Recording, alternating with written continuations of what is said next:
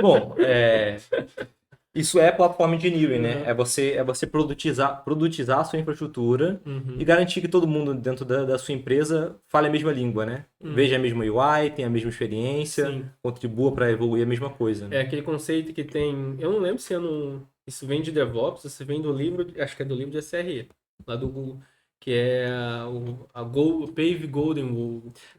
Golden Pathway é um negócio Golden assim. Path, que é a estrada de ouro, né? Você É, construiu o caminho de ouro, que ouro nesse sentido é o caminho perfeito, é. o estado da arte, né? Como a gente fala aqui em português. Eu acho que seria o caminho feliz, O caminho feliz. né? É Criar o isso aí. caminho feliz. É isso E aí. aí todo mundo que conseguir seguir o caminho feliz vai ter mais facilidade, né? Uhum. É,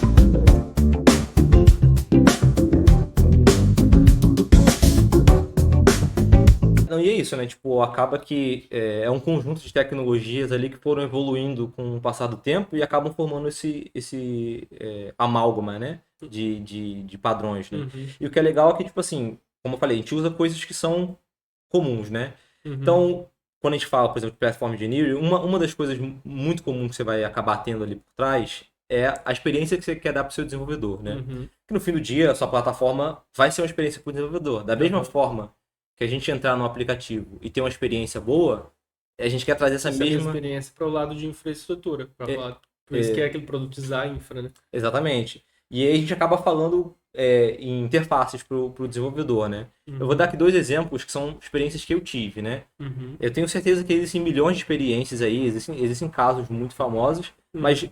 dois casos muito comuns, aliás, muito comuns, dois casos que eu tive, desculpa, foi fornecer para os desenvolvedores uma command line, né? E aí, é claro, envolve você ter alguém na sua equipe, porque é comum dentro de uma equipe de infraestrutura você ter foco em infraestrutura. Sim. Mas para você ter essas. Esse é um karma de quem vem para infra, né? Para infra É, do que a gente brinca, né? Que é os dois mundos, né? A TI tradicional e uma TI moderna, que é a que a gente tem hoje. Não tem certo e errado, os dois mundos vão continuar coexistindo, porque não tem como o Zezinho da padaria da esquina ter uma VPC na AWS, 3 clusters de Kubernetes, 150 aplicação, né, gente? Não é aham, microserviço, não é assim, né? aham. Então vai coexistindo esses dois mundos. Só que daí muda, né? Esses paradigmas quando vem para o mundo moderno. Pois é, e aí entra nesse ponto, assim, de tipo, por exemplo, os que eu tava falando, né? Uma das coisas que eu tive uma experiência muito boa foi command line, né? A gente Uhum. está acostumado, né? Como gente de TI, minimamente você sabe o que é uma aplicação de command line, né? Você sabe o que é uma aplicação ali que você vai rodar, sabe o que é um curl, Eu acho que sabe o que é um... principalmente depois que hoje, faz alguns anos que eu tô por fora do mundo da Microsoft, né? Mas eu lembro que lá em 2012 eles já estavam começando um negócio muito forte com o PowerShell. Não sei em que pé que tá isso hoje. Porque o Windows nunca foi command line, né? Sempre foi Windows, né? Sempre foi janelas, né? E mouse, né? E Uhum. essa interação mais amigável. Mas eu acho que todo profissional que migra para Linux e redes principalmente, que o Cisco, como tu citou como exemplo há pouco, não tem os roteador parrudo deles, não tem essa telinha bonitinha igual um Next Finish, um setup. É Uhum. tudo na linha de comando. E o Linux também, o bruto do Linux está na linha de comando, né? Eu acho que mesmo no universo Windows é muito comum a galera usar o WSL, né? Não, mas isso é Que muito novo, pô. WSL deu o quê? Uns 2 anos, 3 anos? tem mais não? Eu Acho não, que eu, não, é muito novo. Eu confesso que faz muito tempo que eu não uso Windows, então não sei. Mas o que eu quero dizer é que, tipo assim, as pessoas que trabalham com tecnologia em linhas gerais, elas têm uma noção do que é uma command line, né? Sim. Você pode ser mais ou menos proficiente, mas minimamente você sabe que existe e você sabe que dá para você executar, né? Uhum. Então, uma das interfaces que eu acho que funcionou muito bem na minha história foi ter uma command line que você possa entregar para os seus desenvolvedores e falar, ó, essa command line aqui você instala e você Uhum. consegue interagir. Porque olhando, né, empresas de médio, grande porte, né, Uhum. empresas menores, isso não é uma realidade tão forte. Mas quando você passa a ter ali, quando passa a ser difícil você colocar todo mundo numa festa da empresa, essa é, Boa essa é, analogia. é a analogia Boa que eu analogia. faço. Você já começa a pensar em como você vai automatizar as coisas, né? Porque, Uhum. tipo assim, não dá pra você ficar recebendo ticket pra resolver um problema de infraestrutura. Não dá para ser o bombeiro do Slack, né? Do Teams, por exemplo, que é muito comum em startup ter isso, o canalzinho do bombeiro. Exatamente, Não que empresas grandes não possam ter, mas assim, você vai ter um nível de automação muito maior quando você trabalha numa empresa grande, Uhum. né? Então, quando você começa a ter essa dificuldade, é bom que você tenha essa interface para o desenvolvedor trabalhar. E aí, até algumas coisas que eu vejo como coisas positivas para você colocar nesse tipo de interface, né? Uhum. Cara, tudo relacionado a banco, eu acho que é super viável você colocar, porque, por exemplo, é muito ruim você deixar um desenvolvedor entrar no seu banco de produção para indexar uma coluna, Não, né? não só ruim, não é uma boa prática, né, gente? É, Vamos ser honestos aqui, por questões de segurança. A é, gente sabe que no dia a dia é complicado, mas, meu, não se deve ter qualquer pessoa, né? Na realidade, não se deve ter muito acesso em banco de produção no seu próprio DBA e olha lá, né? não, eu vou te falar que eu mesmo, na minha experiência, eu evito conectar em banco de dados, eu evito saber. Que existe banco de dados, né? É, é claro, né? Uma coisa assim, você tem que resolver algum problema, beleza, mas assim, eu evito que a gente passa a ser uma. Um ponto focal para ataques, um ponto focal de segurança, a gente passa a ser um ponto focal aí olhando para nível de cultura da empresa, que é o cara que tem o acesso, que é o cara que sabe, é o cara que vai fazer. Exatamente. Na minha opinião, se você é um SRE e você não é paranoico com a sua segurança, já tem alguma coisa errada. Já tem alguma coisa errada. Porque você é um alvo muito forte, né? E Uhum, aí, nesse ponto que eu acho que Platform Engineering acaba sendo bom. Então, por uhum, exemplo, nessas interações, cara, eu quero indexar uma coluna. Pô, indexar uma coluna é uma tarefa razoável, né? uhum, Às vezes você tem uma tabela que você não imagina que ela vai ser tão utilizada, que é perfeitamente plausível de você imaginar, né? A uhum. gente não sabe como o produto vai evoluir, né?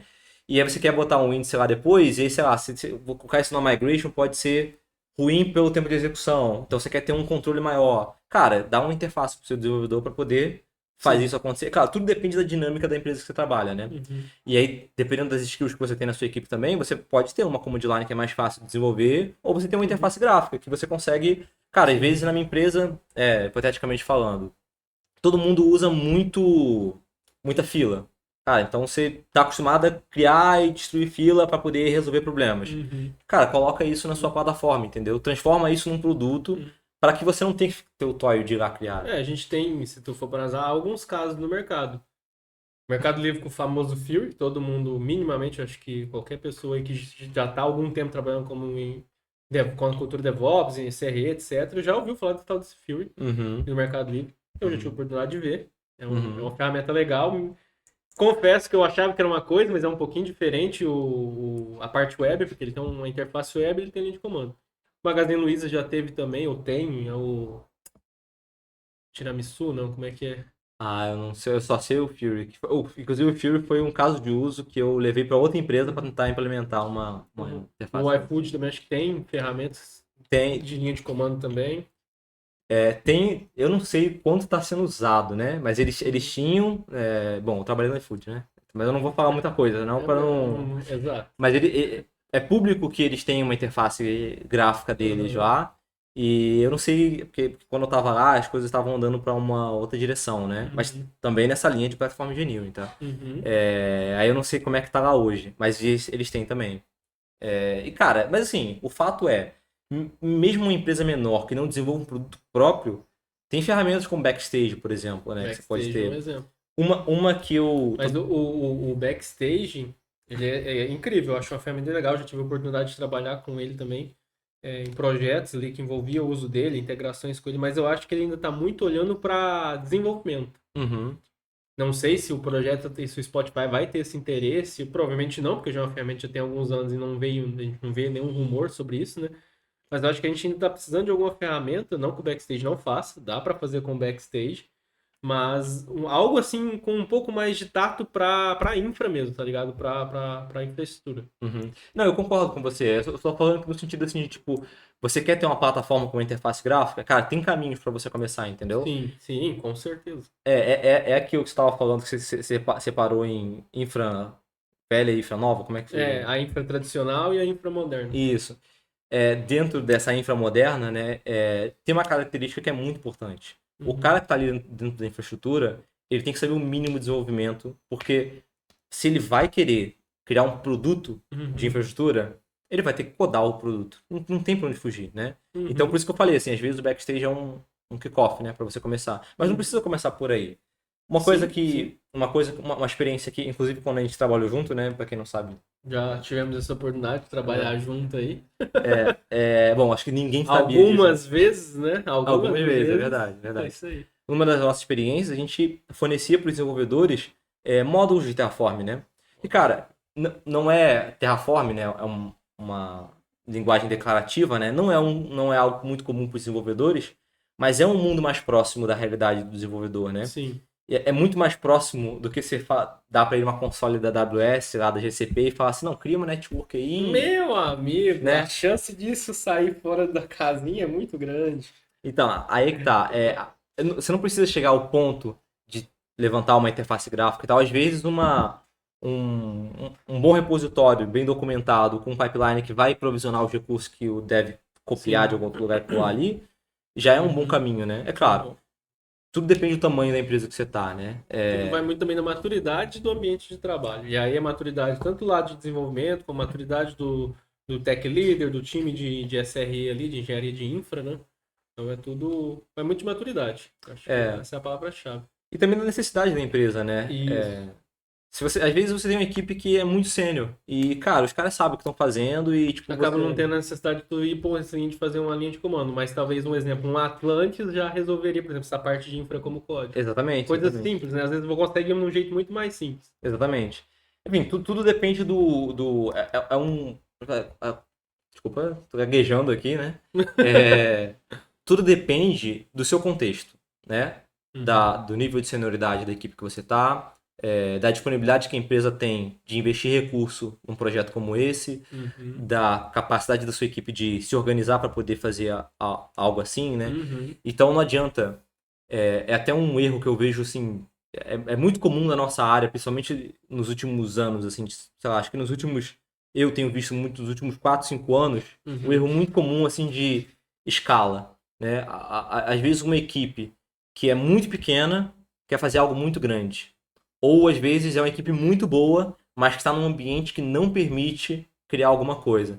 Não é à toa, né? Tem uns memes, se procurar na internet, tem uns memes aí. Que você vê, assim, uma equipe de 3 desenvolvedores, um DevOps e estão querendo levantar um Kubernetes em 3 contas diferentes, né? Tem um lugar que tem mais pod Mano, do que gente. tu falou um negócio muito louco, tipo, Aliás, desculpa, tu tá tem mais gente trazendo, que pode. tu tá trazendo dois pontos aí que eu tô querendo, que eu quero trocar ideia contigo aqui ainda, que é, primeiro, você falou sobre escalabilidade, e isso me fez lembrar de que, não sei se tu percebe isso, mas eu vejo dentro dos times de infraestrutura uma dificuldade, mas claro, baseando nas minhas experiências anteriores, de conseguir dividir o time para trabalhar em múltiplos projetos ao mesmo tempo. Uhum. Eu vejo uma dificuldade de acontecer. Sempre é todo mundo num hiperfoco em uma coisa só. O time inteiro ataca isso aqui. Agora o time inteiro ataca isso aqui. Agora o time inteiro ataca isso aqui. O X, projeto X, projeto Y, projeto Z, entendeu? E quando a gente teve aquela experiência no passado, não sei se vale valendo falar nome aqui ou não, Eu evito falar o nome, né? mas quando a gente trabalhou lá no passado junto, na casa das empresas, a gente conseguia, né? Você e Tech Leader focavam em outras coisas, a lição e outras pessoas focavam em outras coisas, eu focava em outras coisas, a gente conseguia tocar algumas, e eu não vejo isso em outros lugares que eu trabalhei, tá? É muito difícil, eu não sei se é porque falta braço, eu acho que teve lugares que faltava braço, mas teve lugares que eu acho que faltava essa visão da liderança de trabalhar em multi-branches, tá ligado? Em Aham. várias coisas ao mesmo tempo. Cara, eu acho que, na minha opinião, a nossa área de infraestrutura, ela sofre uma crise de liderança, na minha opinião. Uhum. Tem, pra, ao meu ver, né? Para você ser um bom líder, dá para ser líder, qualquer um pode ser líder, né? Agora, para você ser Sim. um bom líder, você tem que ter algum contexto de infraestrutura. Uhum. Porque as características de infraestrutura são muito diferentes das características de desenvolvimento, né? Uhum. Quando você está desenvolvendo alguma coisa, quando você está desenvolvendo um produto, as suas métricas, elas normalmente são voltadas ao resultado que aquilo traz, né? Sim. E quando você está dentro de infraestrutura, a tendência é que as suas métricas elas sejam mais relacionadas à resiliência da sua infraestrutura, né? Uhum. Então, se você tem um líder que ele está muito preocupado em criar coisas novas, Uhum. né? A tendência vai ser com que ele foque esforços naquilo. E como é o papo que a gente estava tendo agora há pouco. É difícil, dentro de infraestrutura, você conseguir mostrar resultado para a empresa, né? E a É tendência é difícil. que você, se você for um líder que tem esse foco em mostrar resultado, você vai afunilar. Porque como tem pouca coisa para mostrar resultado, você vai afunilar as pessoas dentro daquilo. Sim. Aí, ou você trabalha numa empresa que é muito grande, ou seja, tem muito projeto para trabalhar e dá para mostrar resultado em todos, né? Então, por exemplo, um exemplo, né? Eu sou uma empresa muito grande e eu agora vou ser multi-region. Então, eu vou abrir uma parte da minha infraestrutura no Brasil, outra parte nos Estados Unidos e outra na Índia. E aí, gostando do que tem assistido até agora? Esse vídeo vai ficando por aqui. Não esqueça de se inscrever no canal se você não for inscrito e ative as notificações para você não perder a continuação dessa talk incrível que eu gravei com meu grande amigo Fabiano. Valeu!